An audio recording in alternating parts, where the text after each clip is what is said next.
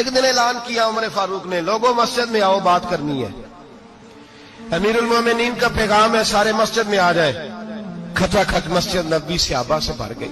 اور ایسا جب اعلان ہوتا تھا تو صحابہ دوڑ کے آتے تھے، شاید کو جنگ ہے، شاید کسی نے حملہ کر دیا ہے، شاید کوئی نئی بات ہے، دوڑے آئے لوگ، مسجد نبی کھچا کھچ بھر گئی۔ سیدنا فاروق اعظم رضی اللہ تعالیٰ عنہ ممبر پہ بیٹھے، حضرت عبد الرحمن ابن عوف رضی اللہ تعالیٰ عنہ فرماتے ہیں کہ صحابہ تجسس کے دیکھ رہے ہیں کہ پتہ نہیں کسی طرف سے پیغام نہیں آ گیا، کوئی کافر حملہ نہیں کرنے لگا، اللہ جانے کیا ہوا ہے، بڑی پریشانی ہے۔ عمر بیٹھے، اللہ کی حمد کی، نبی پاک صلی اللہ علیہ وسلم پر درود پڑھا، اور پھر عمر فاروق بولے، فرمانے لگے میں جب مکے میں رہتا تھا نا تو کبھی گھر میں قحط آ جاتا تھا، کبھی قحط آتا تھا گھر میں، بکریوں کے دودھ خشک ہو جاتے تھے، گندم نہیں ملتی تھی، پانی نہیں ہوتا تھا، تو فرمایا میری اماں مجھے خالہ کے گھر بھیج دیتی تھی۔ قبیلہ بنو مخزوم، اس قبیلے میں میری خالہ کی شادی ہوئی تھی تو وہ مالدار لوگ تھے، ان کے پاس زیادہ بکریاں، زیادہ اونٹ، زیادہ گائیں، زیادہ کھیت تھے۔ حضرت عمر فاروق فرمانے لگے میں ان کے گھر جاتا تو میرے خالو سمجھ جاتے کہ عمر کو اس لیے بھیجا گیا ہے کہ قحط آ گیا ہے، فرماتے ہیں وہ مجھے سویرے بکریاں چرانے لے جاتے، شام تک میں ان کی بکریاں چراتا ہوں۔ امیر المومنین عمر، ایک طرف مسئلہ یہ ہے کہ کیسر و کسرا کی دیواریں ہل رہی ہیں عمر کے نعروں سے، اور ادھر عمر منبر پہ بیٹھ کے خطبے دے رہے، فرماتے ہیں میں بکریاں چراتا، شام تک خالہ کے گھر جا کے مزدوری کرتا، اور فرماتے ہیں شام ہوتی تو ایک مٹھی کشمش مجھے دیتے وہ۔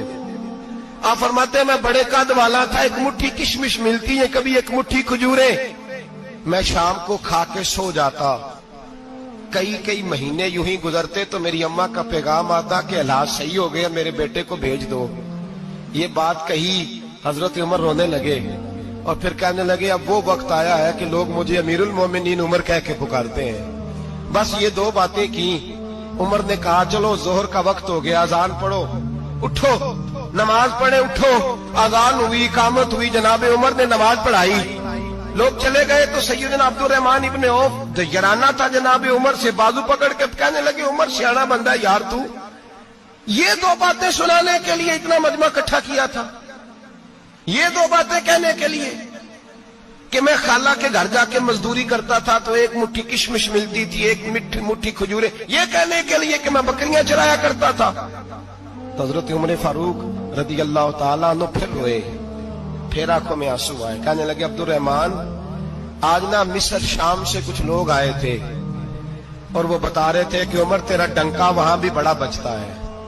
وہ مجھے کہہ رہے تھے تیرے نام کے وہاں بھی بڑے دبدبے ہیں، بڑے تذکرے ہیں، تو میرا نفس مجھے کہہ رہا تھا عمر دیکھا تو یہاں بیٹھا ہے اور وہاں تیرے نام کا شور ہو رہا ہے، مجھے اس نے بڑا کیا ہے، تو میں نے آج مصطفیٰ کے سارے غلام اکٹھے کر کے اپنی اوقات بتا دی ہے، میں نے اپنی اوقات بتائی ہے کہ میں کچھ نہیں، کوئی شے نہیں، کوئی چیز ہی نہیں، اسی کسے تے کچھ نہیں جے لگ دے، نہ کوئی ساڈا دردی۔ میں نے بتایا ہے کہ میں تو کسی کے بکریاں چرا کے ایک مٹھی کشمش لے کے گزارا کیا کرتا تھا، گزارا